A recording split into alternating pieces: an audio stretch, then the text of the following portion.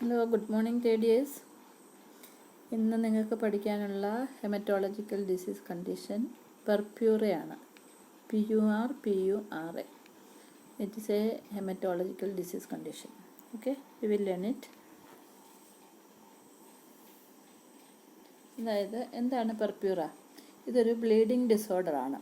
So we can say that purpura is a bleeding disorder characterized by petechiae and ecchymosis, which may be due to deficiency in the number or quality of platelets or defect in the vascular endothelium.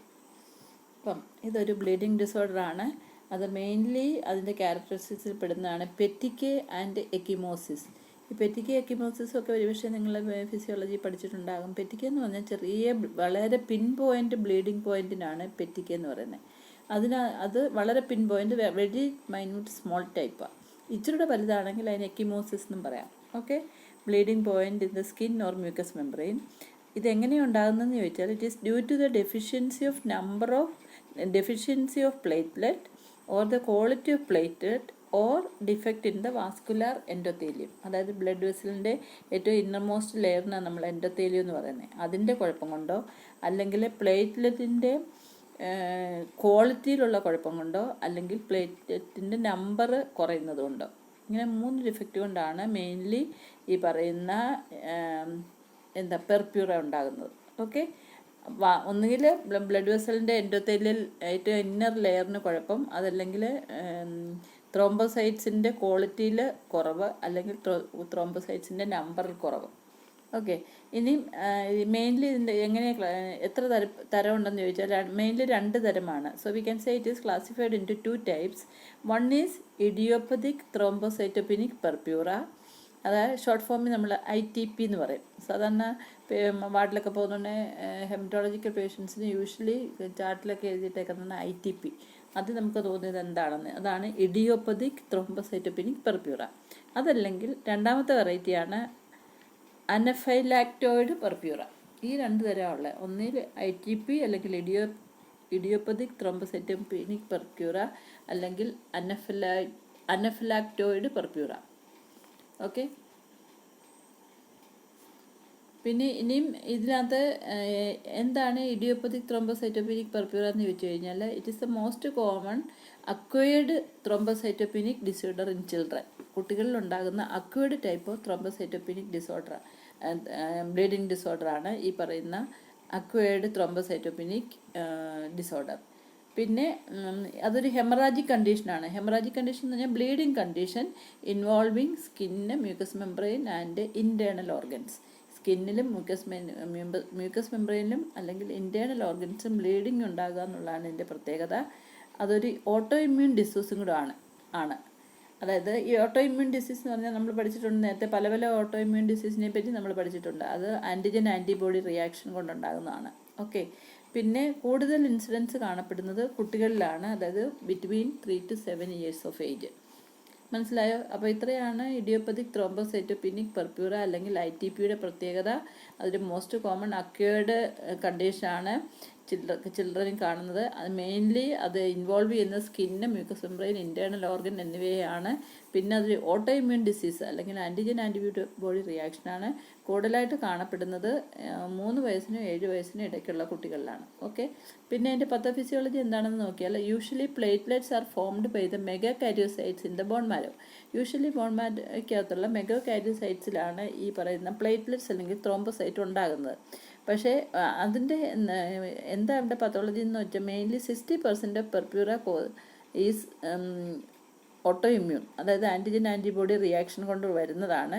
അവിടെ എന്താ സംഭവിക്കുന്നതെന്ന് പറഞ്ഞാൽ, antibodies act against the platelet membrane, glycoproteins and immunoglobulins. അതായത് ഈ antibody റിയാക്ഷൻ്റെ ഭാഗമായിട്ട് platelet മെംബ്രെയിനോ പ്ലേറ്റ്ലെറ്റിലുള്ള ഗ്ലൈക്കോ പ്രോട്ടീനോ അല്ലെങ്കിൽ ഇമ്മ്യൂണോഗ്ലോബുലിൻസിനോ ഡിസ്ട്രക്ഷൻ സംഭവിക്കാം due to the action of the antibodies. അതുകൊണ്ട് പ്ലേറ്റ്ലെറ്റിൻ്റെ ഡിസ്ട്രക്ഷൻ ഉണ്ടാകുന്നു, പ്ലേറ്റ്ലെറ്റിൻ്റെ നമ്പറിൽ കുറവ് വരുന്നു. അങ്ങനെയാണ് ഈ ഡിസീസ് കണ്ടീഷൻ ഉണ്ടാകുന്നത്. ഓക്കെ, പിന്നെ ക്ലിനിക്കൽ ഫീച്ചേഴ്സ് എന്താണെന്ന് ചോദിച്ചാൽ, മെയിൻലി പെറ്റിക്കെ മുമ്പേ പറഞ്ഞല്ലോ, pin point red spots in the in mucous membrane due to intradermal haemorrhage. Intradermis എന്ന് പറഞ്ഞാൽ നമുക്ക് സ്കിന്നിൻ്റെ അടിയിലുള്ള ഒരു ലെയറാണ്. ആ ഇൻട്രാഡെർമിസിൽ ഉണ്ടാകുന്ന ഹെമറേജ് കൊണ്ടാണ് very pin point red spot bleeding spot കാണും. അത് നമ്മൾ പെറ്റിക്ക എന്ന് പറയുന്നത്. പിന്നെ എക്കിമോസിസ് എന്ന് പറഞ്ഞാൽ ഈ ecchymosis small haemorrhage spot in skin or mucous membrane which is larger than petechiae. പെറ്റിക്കയെക്കാട്ടിൽ ഇച്ചിരി മറ്റേത് പിൻ പോയിൻ്റഡാന്ന് പറഞ്ഞത് ഇച്ചിരി വലിപ്പമുള്ള വട്ടത്തിലുള്ള ബ്ലീഡിങ് പോയിൻറ്റ്സ്, അതാണ് എക്കിമോസിസ്. പിന്നെ ഇത് കൂടാതെ bleeding from the gums, epistaxis അതായത് ബ്ലീഡിങ് ഫ്രം ദ നോസ്, പിന്നെ bleeding from the internal organs, haemarthrosis അത് പറഞ്ഞാൽ ജോയിൻസിലേക്കൊക്കെ ബ്ലീഡ് ചെയ്യുക. പിന്നെ intracranial or intra cerebellar haemorrhage if platelet count goes very low or it is if it is below 500 per cubic millimeter of blood. അതുകൂടാതെ anaemia and low grade fever. അനീമിയയുടെ സ്പെല്ലിങ്ങിനകത്ത് തെറ്റായിട്ടാണ് കാണിച്ചിരിക്കുന്നത്. Okay, anaemia and low grade fever, ഇത്രയാണ് അതിൻ്റെ main clinical features. എന്തൊക്കെയാണ്? Petechiae, ecchymosis, bleeding from the gums, bleeding from the nose, then internal hemorrhage, hematrosis that is bleeding from the joints, then intracranial bleeding, intracerebellar bleeding. അത് ഇത് രണ്ടും ഉണ്ടാകുന്നത് mainly platelet count വളരെ കുറവാകുമ്പോഴാണ്. അതായത് 500 per cubic millimetre of blood അങ്ങനെയൊക്കെ കുറവാകുമ്പോൾ. പിന്നെ അതുകൂടാതെ അനീമിയയും law grade ഫീവറും ഉണ്ടാകാം. ഓക്കെ, ഇനി ഡയഗ്നോസ് ചെയ്യുന്നത് എങ്ങനെയാണെന്ന് വെച്ചാൽ എസ്റ്റിമേഷൻ ഓഫ് പ്ലേറ്റ്ലെറ്റ് കൗണ്ട്, അതായത് പ്ലേറ്റ്ലെറ്റ് കൗണ്ട് നോക്കുക. അതിനകത്ത് assessment of bleeding time or clotting time, അതായത് പ്രത്യേകിച്ച് ഈ ആദ്യമേ ഞാൻ പറഞ്ഞ എസ്റ്റിമേഷൻ ഓഫ് പ്ലേറ്റ്ലെറ്റ് കൗണ്ട് എന്ന് പറഞ്ഞില്ല. അതിനകത്ത് പ്ലേറ്റ്ലെറ്റ് കൗണ്ട് ഒരു 20,000-ലൊക്കെ കുറവാകാം, അല്ലെങ്കിൽ അറൗണ്ട് 20,000-ഒക്കെ പേഷ്യൻ്റ് എപ്പോഴും കാണിക്കുന്നത്. പിന്നെ ബ്ലീഡിങ് ടൈം അല്ലെങ്കിൽ ക്ലോട്ടിങ് ടൈം ഇൻക്രീസ്ഡ് ആകുക. പിന്നെ പെരിഫറൽ ബ്ലഡ് സ്മിയറിനകത്ത് നോക്കുമ്പം കാണുന്നത് it reveals giant form of deeply stained platelets. Platelet വളരെ അബ്നോർമൽ ഷേപ്പുള്ള പ്ലേറ്റ്ലെറ്റിനെ കാണാൻ പറ്റും പെരിഫറൽ ബ്ലഡ് സ്മിയർ നോക്കുമ്പം. അതുകൂടാതെ ബോൺ മാരോ സ്റ്റഡി ചെയ്താൽ abundant platelet precursors in bone marrow. ഈ പ്ലേറ്റ്ലെറ്റ് പ്രിക്കോസേഴ്സ് എന്ന് പറഞ്ഞാൽ മെഗാ കാരിയോസൈറ്റ്സ് എന്ന് പറയുന്ന സെല്ലാണ്. അങ്ങനെയുള്ള സെൽസ് വളരെയധികം ബോൺ മാരോയിൽ കാണാൻ പറ്റും ഈ ഡിസീസ് കണ്ടീഷനിൽ. പിന്നെ ഇനി മാനേജ് ചെയ്യുന്നത് എങ്ങനെയാണെന്ന് വെച്ചാൽ treatment indicate with platelet count is below 20,000 per cubic millimetre. 20,000 താഴെ പോകുമ്പോഴാണ് മെയിൻലി ഈ പറയുന്ന ട്രീറ്റ്മെൻറ്റ് ഈസ് ഇൻഡിക്കേറ്റഡ്. അതിനകത്ത് മെയിൻ ട്രീറ്റ്മെൻറ്റ് എന്തൊക്കെയാണെന്ന് വെച്ചാൽ administration of steroids, antibodies, steroid sparing agents, immunoglobulins and platelet transfusion. ഇത്രയാണ് ചെയ്യുന്നത്. ഒന്ന് സ്റ്റീറോയിഡ് കൊടുക്കാം, പിന്നെ ആൻറ്റിബോഡീസ് എന്ന് പറഞ്ഞാൽ ആൻറ്റിജൻ ആൻറ്റിബോഡി റിയാക്ഷൻ ആയതുകൊണ്ടാണ് ഇത് ആൻറ്റിബോഡീസ് കൊടുക്കുന്നത്. പിന്നെ സ്റ്റീറോയിഡ് സ്പെയറിങ് ഏജൻറ്റ്സ് കൊടുക്കും, ഇമ്മ്യൂണോഗ്ലോബുലിൻസ് കൊടുക്കും, പിന്നെ പ്ലേറ്റ്ലെറ്റ് ട്രാൻസ്ഫ്യൂഷനും കൊടുക്കും. ഓക്കെ, പിന്നെ സ്റ്റീറോയിഡ് ട്രീറ്റ്മെൻറ്റിൽ എന്താ ചെയ്യുന്നതെന്ന് വെച്ചാൽ steroid which suppress the immune system is the first line of management. അതായത് ഫസ്റ്റ് ലൈൻ ഓഫ് മാനേജ്മെൻറ്റ് എപ്പോഴും സ്റ്റീറോയിഡ് അഡ്മിനിസ്ട്രേഷൻ ആണ്. Dose is determined by the platelet count and the presence of active bleeding. അതായത് ഒന്ന് active bleeding ഉണ്ടോ അല്ലെങ്കിൽ platelet count എത്രമാത്രം ഉണ്ട് അതിനെ ഡിപ്പെൻഡ് ചെയ്താണ് എപ്പോഴും സ്റ്റീറോസിൻ്റെ ഡോസ് നിശ്ചയിക്കുന്നത്. In emergency infusion of dexamethasone or methyl prednisolone is given. Emergency കണ്ടീഷനൊക്കെ ഇൻഫ്യൂഷനായിട്ട് കൊടുക്കാറുണ്ട്. എന്താ? ഡെക്സാമീഥസോൺ അല്ലെങ്കിൽ മീഥൈൽ പ്രെഡ്നിസലോൺ മെഡിസിൻ കൊടുക്കാറുണ്ട്. പിന്നെ once the platelet count improves the dose is reduced. Okay, പിന്നെ long term steroids are avoided due to the side effect of steroids such as diabetes mellitus, cataracts, osteoporosis. ഇതെല്ലാം സ്റ്റീറോയിഡ്സിൻ്റെ side ഇഫക്റ്റാണ്. അപ്പോൾ അങ്ങനെ വരുന്ന long term treatment കഴിയുന്നതും avoid ചെയ്യും. എപ്പോഴും ഷോർട്ട് ടൈം ട്രീറ്റ്മെൻറ്റാണ് കൊടുക്കുന്നത്. So long term treatments are avoided due to the side effect. പിന്നെ once the platelet count improves the dose is reduced എന്നും പറഞ്ഞു. ഓക്കെ, പിന്നെ ഇനി ട്രീറ്റ്മെൻറ്റ് വിത്ത് ആൻറ്റിബോഡീസ് എന്ന് പറഞ്ഞാൽ given for RH negative patients intravenously. RH നെഗറ്റീവായിട്ടുള്ള പേഷ്യൻ്റാണ് ഈ ട്രീറ്റ്മെൻറ്റ് കൊടുക്കുന്നത്. That is treatment with antibodies. പിന്നെ സ്റ്റിറോയിഡ് സ്പെയറിങ് ഏജൻസ് എന്നും പറഞ്ഞുള്ള ഏജൻസ് ഉണ്ട്. അതായത് immuno suppressants like mycophenolates, mofetil and azathioprine ഇതെല്ലാം തന്നെ സ്റ്റിറോയിഡ് സ്പെയറിങ് ഏജൻസ് ആയിട്ടുള്ള ഡ്രഗ്സ് ആണ്. They are being used due to their effectiveness. അത് കൊടുത്താൽ നല്ല ഇഫക്റ്റീവ്നെസ് കിട്ടുന്ന മെഡിസിൻ ആയതുകൊണ്ടാണ് ഈ പറയുന്ന സ്റ്റിറോയിഡ് സ്പെയറിങ് ഏജൻസ് ഉപയോഗിക്കുന്നത്. അത് ഇമ്മ്യൂണോ സപ്രസൻസ് ആണ്. അതായത് മൈക്കോഫിനോലേറ്റ്സ്, മൊഫേറ്റിൽ ആൻഡ് അസാർത്തിയോപ്രിൻ അതാണ് മെയിൻലി ഉപയോഗിക്കുന്ന ഏജൻസ്. പിന്നെ ഇമ്മ്യൂണോ ഗ്ലോബുലിൻസ് കൊടുക്കാറുണ്ട്. അതെന്തൊക്കെയാണെന്ന് വെച്ചാൽ it is given only short term improvement and they are very expensive also. ഇന്ന് വളരെ എക്സ്പെൻസീവ് മെഡിസിനാണ്, പക്ഷേ ഒത്തിരി നാളത്തേക്ക് അത് റിക്കവറി തരത്തില്ല. അത് ഷോർട്ട് ടേം ഇംപ്രൂവ്മെൻ്റൊക്കെ തരത്തുള്ളൂ. അത് ഇൻട്രാവീനസ് ആയിട്ടാണ് കൊടുക്കുന്നത്. ഓക്കെ. പിന്നെ പ്ലേറ്റ്ലെറ്റ്സ് ഇൻഫ്യൂഷൻ എന്ന് പറഞ്ഞു. അതായത് എമർജൻസി സിറ്റുവേഷൻസിലാണ് ഇത് കൊടുക്കുന്നത്. But it is successful in producing long term platelet count increase. ഇത് കൊടുത്തു കഴിഞ്ഞാൽ പ്ലേറ്റ്ലെറ്റിൻ്റെ കൗണ്ടിൽ വളരെയധികം ഒത്തിരി കുറവായിട്ടുള്ള ഒരു പേഷ്യൻ്റ് കൊടുക്കുകയാണെങ്കിൽ പ്ലേറ്റ്ലെറ്റ് കൗണ്ട് കൂട്ടും. അതിൻ്റെ ഒരു അഡ്വാൻറ്റേജ് ആണ് പ്ലേറ്റ്ലെറ്റ് ഇൻഫ്യൂഷൻ എന്ന് പറയുന്നത്. ഓക്കെ. പിന്നെ അപ്പോൾ ആദ്യത്തെ ടൈപ്പ് പെർപ്യൂറ അങ്ങ് കഴിഞ്ഞു. ഏതാ? Idiopathic thrombocytopenic purpura, ITP. ഇതിപ്പോൾ രണ്ടാമത്തെ ടൈപ്പാണ്. അതാണ് അനഫിലാക്റ്റോയിഡ് പെർപ്യൂറ എന്ന് പറയുന്നത്. ഇതിൻ്റെ ഡെഫിനിഷൻ പറയുന്നത് it is a generalised systemic vasculitis of unknown etiology characterized by deposit of immune complexes containing antibody immunoglobulin A. അതാണ് എൻ്റെ പ്രത്യേകത. അതായത് generalised systemic vasculitis, that is inflammation of the blood vessels of unknown aetiology. എന്താണ് കാരണമെന്ന് അറിയത്തില്ല. characterized by deposits of immune complexes containing antiglobulin A. അപ്പോൾ ഇങ്ങനെയുള്ള vasculitis ഉണ്ടാകും. എന്താണ് കാരണമെന്ന് അറിയത്തില്ല. പക്ഷേ ഈ വാസ്കുലൈറ്റിസിൻ്റെ ഇൻഫ്ലമേറ്ററി പ്രോഡക്ട്സ് ഒക്കെ it will be deposited as immune complexes containing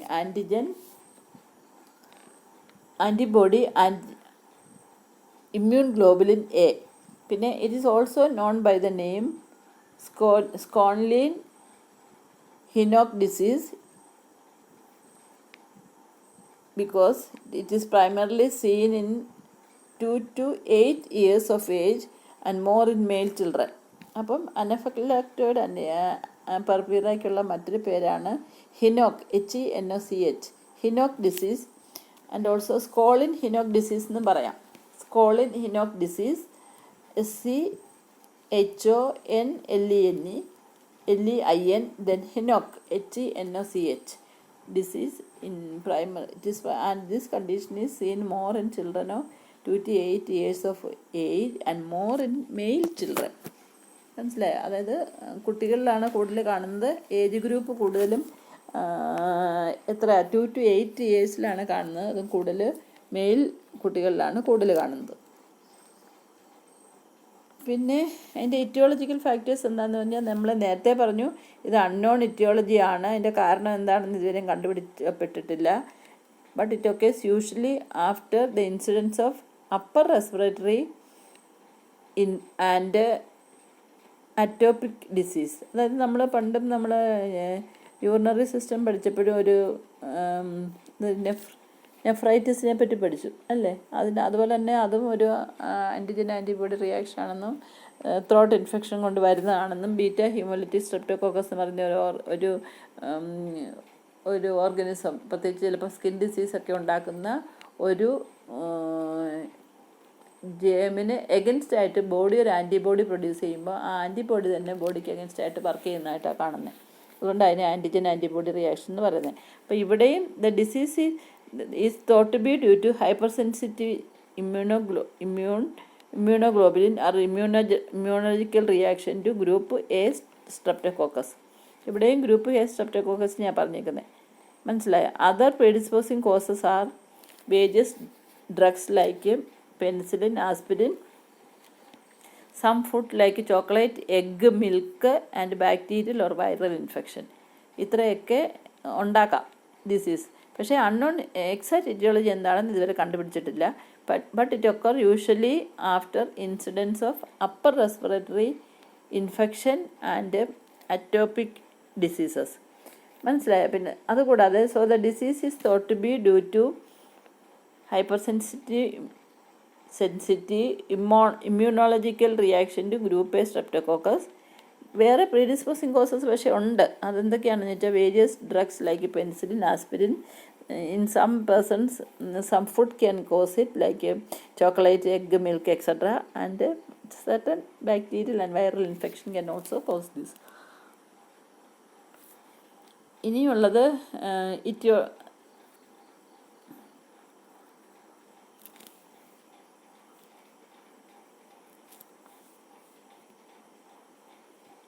അതാണ് എൻ്റെ മെയിൻ ഇറ്റിയോളജിക്കൽ കണ്ടീഷൻ.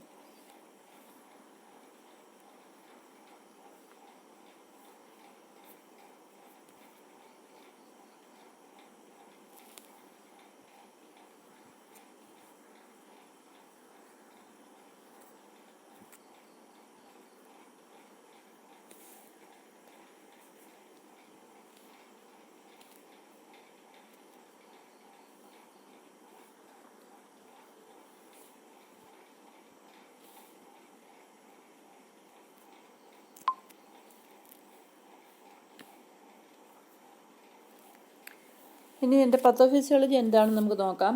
അതായത് എങ്ങനെയാണ് സംഭവിക്കുന്നതെന്ന് വെച്ചാൽ ഹൈപ്പർ സെൻസിറ്റിവിറ്റി ഇമ്മ്യൂണോളജിക്കൽ റിയാക്ഷൻ ആദ്യം ഉണ്ടാകും. അതിൻ്റെ ആഫ്റ്റർ എഫക്റ്റ് ആയിട്ട് വാസ്കുലൈറ്റിസ് ഉണ്ടാകും. അതായത് സ്മോൾ ബ്ലഡ് വെസൽസിൻ്റെ അപ്പർ ഡെർമിസിൽ ഇൻഫ്ലമേഷൻ ഉണ്ടാകുന്നു. അതിനുശേഷം gastro intestinal tract, synovial joints, renal glomeruli, ഇതിനകത്തൊക്കെ ഇൻഫ്ലമേഷൻ ഉണ്ടാകുന്നു. അതിൻ്റെ ആഫ്റ്റർ എഫക്റ്റ് ആയിട്ട് എക്സ്ട്രാവസേഷൻ ഓഫ് എർത്രോസൈറ്റ്സ്, അതായത് എർത്രോസൈറ്റ്സ് ബ്ലഡ് വെസലിൽ നിന്ന് വെളിയിലേക്ക് എക്സ്ട്രാവസേറ്റ് ചെയ്യും. ആ എക്സ്ട്രാവസേറ്റ് ചെയ്യുന്ന erythrocytes petechial and haemorrhagic and other symptoms ആയിട്ട് കാണിക്കുന്നു. ഓക്കെ, അതാണ് മെയിൻലി എൻ്റെ പത്തോഫിസിയോളജി. ആദ്യമേ hyper sensitivity reaction, immunological reaction ഉണ്ടാകുന്നു. അതിൻ്റെ ആഫ്റ്റർ വാസ്കുലൈറ്റിസ് ഉണ്ടാകുന്നു, പ്രത്യേകിച്ച് blood vessels of upper dermis. അത് കഴിഞ്ഞ് GI ട്രാക്റ്റിലും സൈനോവിയൽ ജോയിൻ്റ്, റീനൽ ഗ്ലോമറിലെ ഇതിലൊക്കെ ഇൻഫ്ലമേഷൻ ഉണ്ടാകുന്നു.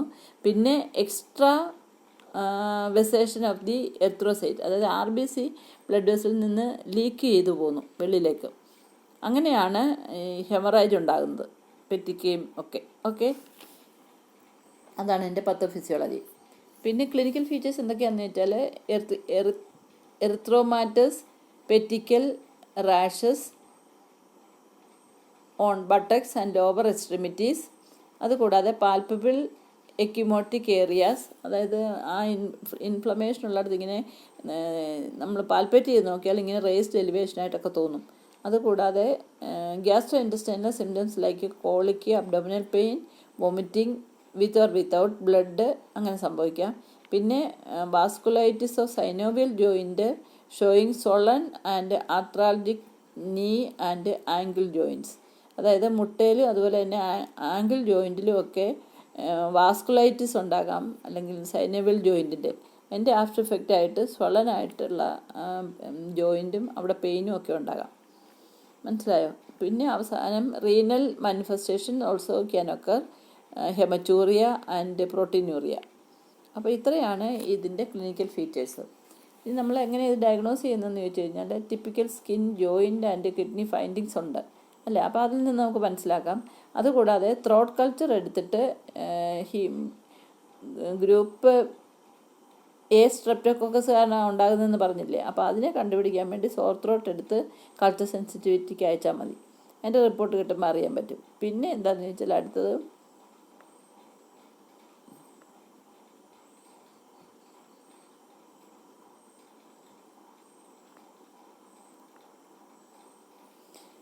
ഓക്കെ, ഡയഗ്നോസ്റ്റിക് ഇവാലുവേഷൻ മെയിൻലി ഉള്ളത് typical skin, joint and kidney findings എടുക്കാം. അതുകൂടാതെ throat culture to detect group A streptococcus, പിന്നെ urine analysis and blood test to assess the renal function. ഇത്രയും കാര്യങ്ങളാണ് ഡയഗ്നോസിസിന് ഉപയോഗിക്കുന്നത്. പിന്നെ മാനേജ്മെൻറ്റിനകത്ത് മെയിൻലി പറയാനുള്ള മെഡിക്കൽ മാനേജ്മെൻറ്റാണ്, അത് സിംറ്റോമാറ്റിക് ആണ്. അതായത് അൾട്ടിമേറ്റ് ക്യൂറൊന്നും ഇല്ലാത്ത കണ്ടീഷൻ ആയതുകൊണ്ടാണ് എപ്പോഴും സിംറ്റമാറ്റിക് ട്രീറ്റ്മെൻറ്റ് കൊടുക്കുന്നത്. അതിനകത്ത് antibodies for specific bacterial antibiotics, not antibodies, antibiotics for specific bacterial infection എന്തെങ്കിലും ഉണ്ടെന്ന് കണ്ടുപിടിച്ചാൽ ആൻറ്റിബയോട്ടിക്സ് കൊടുക്കണം. പിന്നെ സ്റ്റീറോയിഡ് തെറാപ്പി ഉണ്ട്, short term with prednisolone to suppress acute inflammation of joint and to relieve abdominal pain. അതിന് വേണ്ടി അത് കൊടുക്കുന്നത്. അതായത് സ്റ്റീറോയിഡ് തെറാപ്പി കൊടുക്കും ഷോർട്ട് ടേം പീരിയഡിലേക്ക്. എന്തിനാന്ന് ചോദിച്ചാൽ to suppress acute inflammation of the joint and to relieve the abdominal pain. പിന്നെ എന്താണെന്ന് വെച്ച് കഴിഞ്ഞാൽ അനാൽജസിക്സ് കൊടുക്കും. അത് അസറ്റമനോഫെൻ എന്ന് പറയുന്ന ഡ്രഗാണ് മെയിൻലി കൊടുക്കുന്നത് ടു റിലീവ് ദ പെയിൻ. ഇതാണ് അതിൻ്റെ മെയിൻലി മാനേജ്മെൻറ്റ്. പിന്നെ പ്രോഗ്നോസിസ് എന്ന് പറഞ്ഞാൽ disease condition usually prognosis is good if the supportive care is given and complications such as cranial hemorrhage is prevented. cranial hemorrhage ഒരു സീരിയസ് മാനിഫെസ്റ്റേഷൻ ആണ്.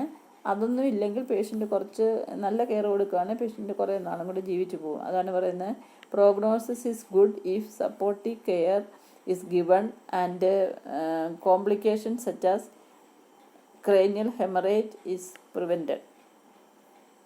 പിന്നെ അതുകൂടാതെ patients usually recover with 2 to 3 months of onset.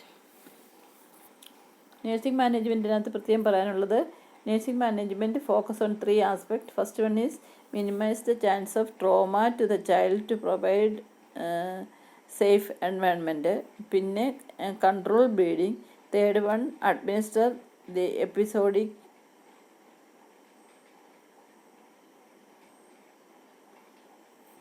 Administration of prescribed drugs. അതാണ് mainly nursing മാനേജ്മെൻറ്റിൻ്റെ focus ചെയ്യുന്നത്. അതായത് first one minimising the chances of trauma to the child and to provide a safe environment. രണ്ടാമത്തത് control bleeding. Third one administer the prescribed drugs. അതാണ് nursing management. ഇനിയും ആദ്യമേ നമ്മൾ പറഞ്ഞില്ല പല ഫോക്കസും ചെയ്യണമെന്ന് പറഞ്ഞില്ല. നേഴ്സിംഗ് മാനേജ്മെൻറ്റ് ഫോക്കസ് ചെയ്യുന്നതിന് ആദ്യം പറഞ്ഞത് minimise the chance of trauma. എന്തുകൊണ്ടാണ്? ഇതൊരു ബ്ലീഡിങ് ഡിസോർഡർ അല്ലേ. അപ്പോൾ എവിടെയെങ്കിലും ഒരു ട്രോമ വന്നു കഴിഞ്ഞാൽ പേഷ്യൻ്റ് ഒത്തിരി ബ്ലഡ് നഷ്ടപ്പെടാനുള്ള സാധ്യതയുണ്ട്. അതുകൊണ്ട് provision of safe environment which first priority for the patient to protect from the injury. പിന്നെ side rails of the cot, cradle, ഇങ്ങനെയൊക്കെ പാഡഡ് ക്രേഡിൽ ഇതൊക്കെ പ്രൊവൈഡ് ചെയ്യണം. That is to prevent even though ഒരു വലിയ ഒരു ഇഞ്ചുറി ഉണ്ടാകുന്ന condition അല്ലെങ്കിൽ പോലും സ്മോൾ ഇഞ്ചുറി ഉണ്ടാകുന്ന കണ്ടീഷൻ ആണെങ്കിൽ പോലും എപ്പോഴും പേഷ്യൻ്റ് ബ്ലീഡിങ് ഉണ്ടാകാം, അത് പ്രോബ്ലമാറ്റിക് ആകാം. അപ്പോൾ അതുകൊണ്ടാണ് പറയുന്നത് side rails of bed or cradle should be padded. Then insist for using soft toothbrush and use of light mouthwashes. റഫായിട്ടുള്ള ബ്രഷൊക്കെ ഉപയോഗിച്ച് കഴിഞ്ഞാൽ ഗമ്മിൽ നിന്ന് ബ്ലീഡിങ് ഉണ്ടാകും. അതിൻ്റെ സിംറ്റമറ്റോളജി തന്നെ നമ്മളത് പഠിച്ചതാണ്. അതുകൂടാതെ provide a soft and nutritious diet to the child. Then make the child to use clothes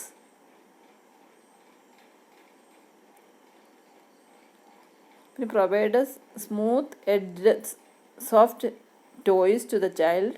Then do not give intramuscular and subcutaneous injection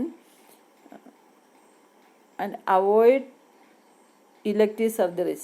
അതായത് എമർജൻസി സർജറികളൊക്കെ ചെയ്യാം, അല്ലാതൊക്കെ കുറച്ച് നാളുടെ ഇത് നന്നായിട്ട് ക്യൂറായിട്ട് ബ്ലീഡിങ് ഒക്കെ വരാതിരിക്കത്തൊക്കെ ഒരു മാനേജ്മെൻറ്റാണ് ചെയ്യേണ്ടത്. ഓക്കെ. പിന്നെ edge soft choice to the child. അതായത് കുട്ടികൾക്ക് ഒത്തിരി ഷാർപ്പായിട്ടുള്ള എഡ്ജസ് ഒന്നുമുള്ള ടോയ്സ് ഒന്നും കളിക്കാൻ കൊടുക്കാൻ പാടില്ല. പിന്നെ അതുകൂടാതെ do not give intramuscular and subcutaneous injection. കാരണം അത് ബ്ലീഡിങ് ഉണ്ടാകാനുള്ള സാധ്യത കൂട്ടുന്നു. അതുകൊണ്ടാണ് പറയുന്നത് do not give intramuscular and subcutaneous injections. Then avoid elective surgeries. അതായത് പ്ലാൻ ചെയ്ത് തീരുമാനിച്ച് ചെയ്യുന്ന ഒരു സർജറി ഒന്നും ചെയ്യണ്ട. അത് ഈ അക്യൂട്ട് കണ്ടീഷനൊക്കെ കഴിഞ്ഞ് ഇതൊക്കെ കുറഞ്ഞ് കഴിയുമ്പോൾ ചെയ്താൽ മതി. എമർജൻസി കണ്ടീഷൻ ആണെങ്കിൽ മാത്രം മാത്രമേ സർജറി ചെയ്താൽ മതി. ഇനിയും minimise the chances of trauma ഞാൻ പറഞ്ഞല്ലോ. അപ്പോൾ ഇത്രയാണ് പേഷ്യൻ്റെ നഴ്സിംഗ് മാനേജ്മെൻറ്റിലുള്ളത്.